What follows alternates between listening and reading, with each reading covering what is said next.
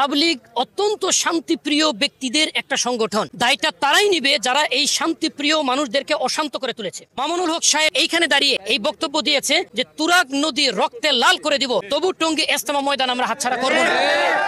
ইট পাটকেল নিক্ষেপ করা হইলো, এরপরে লাঠির মাথায় মশাল আগুন জ্বালিয়ে নিক্ষেপ করা হইলো। তখন আমাদের সাথীরা তাকবীর দিয়ে যখন ধাওয়া দিলেন, কিছুটা পিছু হটে ওনারা আবার আক্রমণের জন্য আসলেন। এই তখন ধাওয়া পাল্টা ধাওয়া শুরু হইলো। এক পর্যায়ে আমরা আমাদের সাথীদের একটা বড় সংখ্যা তাদেরকে ধাওয়া দেওয়ার পর তারা এই পশ্চিম গেট দিয়ে মাঠে প্রবেশ করছেন এবং তারপর পরে আমাদের সাথীরা মাঠে প্রবেশ করছেন। ওইখান থেকে ঘটনার সূত্রপাত হয়। প্রথমত আজকে সিদ্ধান্তটা হবে যে আমরা চূড়ান্ত ভাবে কোথায় জোর করব। আর আমরা মাঠে ঢুকি নাই, আমরা কামারপাড়া থেকে সুইচ গেট পর্যন্ত রাস্তার মাঝখানে রাতে ঘুমানোর জন্য আমাদের সাথীরা বিছনা করছিল। ওই অবস্থায় যখন আক্রমণ করলো, তখন ধাওয়া পাল্টা ধাওয়ার এক পর্যায়ে তারা যখন মাঠে প্রবেশ করলো, টিকতে না পেরে ঠিক তার পিছে পিছে আমাদের সাথীরা প্রবেশ করলো। ওই তখন আমরা মাঠে প্রবেশ করলাম। আর যখন মাঠে প্রবেশ করে ফেলেছি, সব স্টেবল হয়ে গেছে, এখন তো আর মাঠের বাইরে গিয়ে কোথাও জোর করার প্রশ্নই আসে। আপনারা মাঠটার দিকে তাকিয়ে দেখবেন কয়েকটা টয়লেট ছাড়ার কিছু নাই। এটা একটা চাটিয়াল ময়দান। এইখানে আমাদেরকে বাঁশ গেড়ে তার টেনে সেখানে চাটাই দিয়ে থাকার ব্যবস্থা করতে হয়, মাইকের ব্যবস্থা করতে হয়, কারেন্টের ব্যবস্থা করতে হয়। 3 সপ্তাহ মিনিমাম সময় প্রয়োজন হয়। আমরা 3 সপ্তাহ যাবতই মাঠে প্রবেশ করার জন্য সরকারের সাথে নেগোসিয়েশন করে আসছি। কিন্তু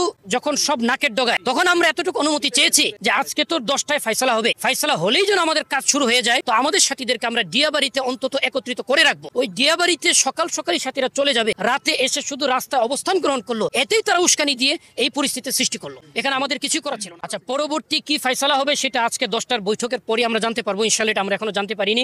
এটা হচ্ছে কালকে রাতের সংঘর্ষের বিষয়। আর সিদ্ধান্তের বিষয় যদি আপনারা পরবর্তীতে আমাদেরকে জিজ্ঞেস করেন, সেটা আমরা বলবো, এটা আলাদা বিষয়। আমার নাম মুয়াজ বিন নূর। আমি তাবলীগের একজন সাধারণ কর্মী, পেশায় একজন ব্যবসায়ী এবং মাদ্রাসা শিক্ষক। আহত নিহতের একেবারে পুঙ্খানুপুঙ্খ কোনো সংখ্যা আমাদের হাতে আসেনি, কারণ এখনো উত্তরার অনেক প্রাইভেট হাসপাতালে আমাদের সাথীরা চিকিৎসাধীন আছে। আমরা যতটুকু জানতে পেরেছি, এই Tongi medical, east west medical আর ঢাকা মেডিকেল, এই সব মিলিয়ে আমরা 30 জন সাথীর তথ্য পেয়েছি যারা আহত হয়েছেন। আর নিহতের বিষয়টা আমরা জানতে পেরেছি 3 জন। তাদের পরিচয় আইডেন্টিফাই করার চেষ্টা করা হচ্ছে। হয়তো কিছুক্ষণের মধ্যে আমরা সেটা নিশ্চিত করতে পারবো ইনশাআল্লাহ। দায়টা কে নিবে? পরিষ্কার কথা, তাবলীগ অত্যন্ত শান্তিপ্রিয় ব্যক্তিদের একটা সংগঠন। দায়টা তারাই নিবে যারা এই শান্তিপ্রিয় মানুষদেরকে অশান্ত করে তুলেছে, যারা সংঘাতের উস্কানি দিয়েছে। আপনাদের মধ্যে জনকণ্ঠ পত্রিকা এখানে আছে সম্ভবত, আপনারা নিউজ করেছেন 15ই ডিসেম্বর মামুনুল হক সাহেব এইখানে দাঁড়িয়ে এই বক্তব্য দিয়েছে যে তুরাগ নদী রক্তে লাল করে দিব, তবু টঙ্গী ইজতেমা ময়দান আমরা হাতছাড়া করব না।